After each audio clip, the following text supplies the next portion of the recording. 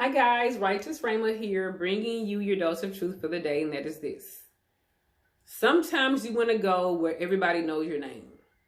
So when I was coming up, my mom used to watch this show called Cheers. It's based like in a bar somewhere, and it's like the same people, they always come to the bar and talk about their problems. I didn't really know what they're talking about because I was a child, but that song, the chorus came to my mind.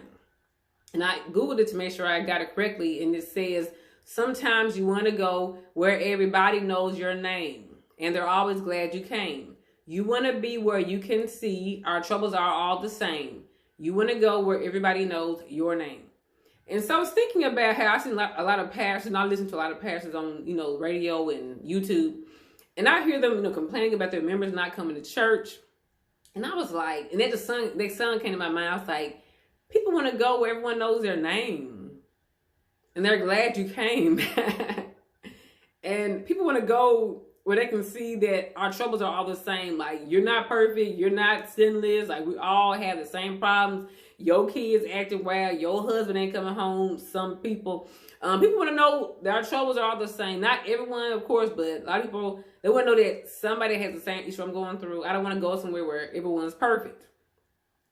And I was thinking also, in addition to that, by knowing your name, I said, these churches that they don't know your name, but they know your number. They might know your membership number. They know your phone number to group text you about the service times. They know your numbers of your tithes and offerings. I was at a church, and they were meeting about like attendance. This was like some years ago, not during COVID. And they're talking about how members, the numbers was going down. People weren't coming. And some people hadn't been there in a while. And so one of the leaders said, I don't care, she don't have no house. Something like that. And it's not funny. It's not funny while I'm laughing. But she was like, or she don't have no house, so who cares if they here or not? And I was like, wow, like, I'm sitting and listening to this, like, and I'm going like, okay, so I'm not really valued unless I'm bringing the bank. And also some other numbers you're known by is the number of church services that you've missed. Like, we ain't seen her about. She ain't been here in like 3 weeks. She didn't come to Bible study this morning. So they know your number, but they don't know your name. And it's like, people want to go where your name is known. Like, anybody seen Misty? Anybody seen Misty? And the thing about names, you all, it's not just your name, not just Misty Quinn. They don't know your kids' names. They don't know your husband's name, your wife's name. They don't know the name of what God called you, who God calls you, with your name in the kingdom, your calling, your purpose, your destiny. They don't know the names of your medical and mental conditions. They don't know the diagnoses that are keeping you from coming to church. They don't know that stuff. They don't even know the names of the demons that's fighting you every day to keep you from coming to church. And it's like, you know all my numbers, but you don't know my name. And it's like, no, they're not coming back to church, especially when they don't have to, especially when there's a mask mandate and there's a Delta variant out there, and you only want to see them because their number is missing. Like, you only want to tell people to come. Like, would you ask them to come if the offering stayed the same? If the offerings didn't dip down, if the offerings increased, would you care that they came back?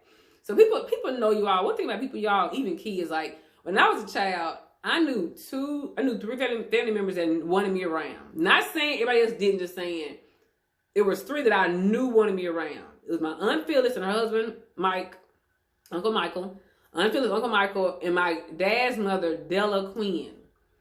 When me and my sisters came for like summers, Christmas, and stuff like that, we knew they wanted us around because they prepared a place for us. Like, my grandmother, she lived in a trailer before she went to a nursing home. And she would clean up this whole room for us and everything. She'd have it set up for us and everything. And she had the snacks and Gatorades in the refrigerator. And she would take us around to all her, her sisters and friends and neighbors. And she would take us to Walmart, and she took us to Pizza Hut and McDonald's. The McDonald's was in the Walmart. It's in Natchez, Mississippi. And we knew when she wanted us around because she prepared a place for us. And then my Uncle Mike and Aunt Phyllis, when we came, like, they just had a whole room decked out for us. They was like ready for us. You said they really wanted us around. When I was a kid, I was like, 5, 6, 7, 8, 9, 10, 11.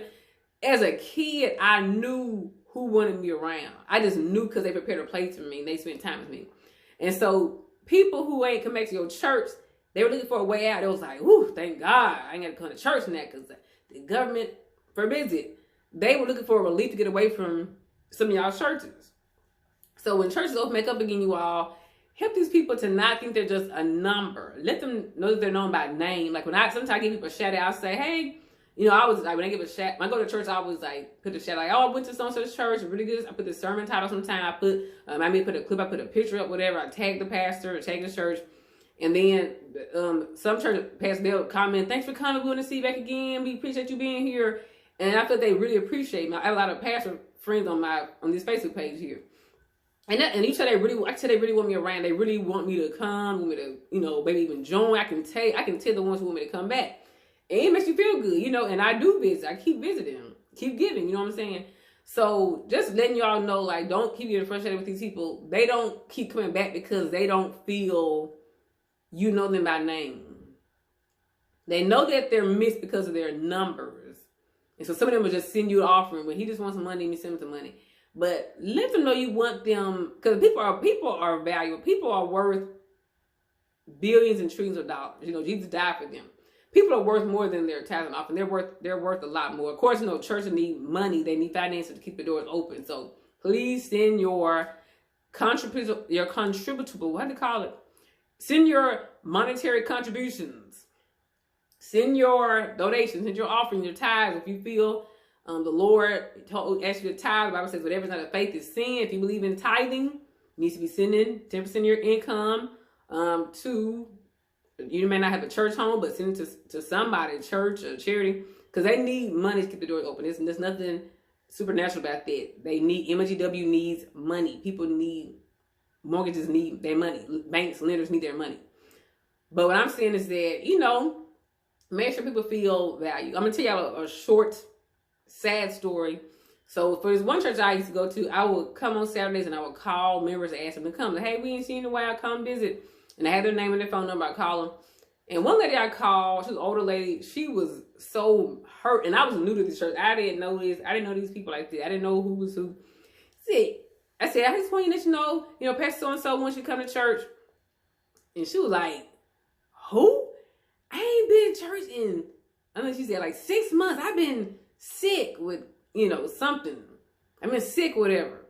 And no one's come to see me. No one's come to visit me. No one's come to see me. So I didn't know these people. So I came back like a week or two later and I did more phone calls. I volunteered to do more phone calls. I called her by accident. I was going to dodge her, but I called her by accident again. When I called her daughter-in-law answered the phone.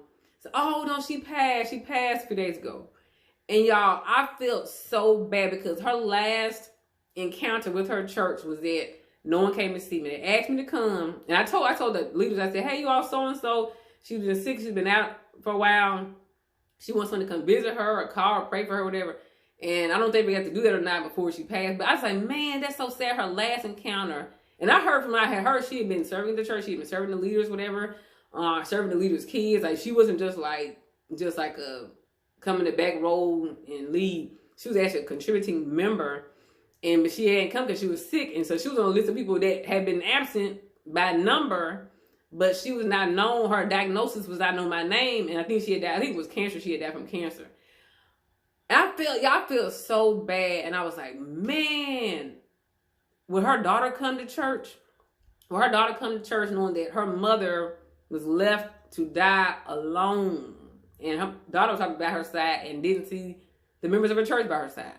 So yes, you all, make sure you let your members know that they're known by name. Not no fake stuff, not no fake, hey, I need a volunteer to come text these number of names on this sheet of paper because we need them to come in because the tide's low. Like a genuine, hey, girl, where you been? We miss you. We need you. You know, you're a part of God's body. What's his son, Hezekiah Walker? I need you. You need me. We're all a part of God's body. It is his will that every need be supplied. You are important to me. I need you to survive. You know, we're a part of each other. We're a body. You know, no body part can be amputated and thrive. You have to be connected to the body. Christ is the head. The church is a body. So, I just want to share that with you all. Thank you guys for watching. Please share, subscribe to Righteous Rhema. Bye-bye.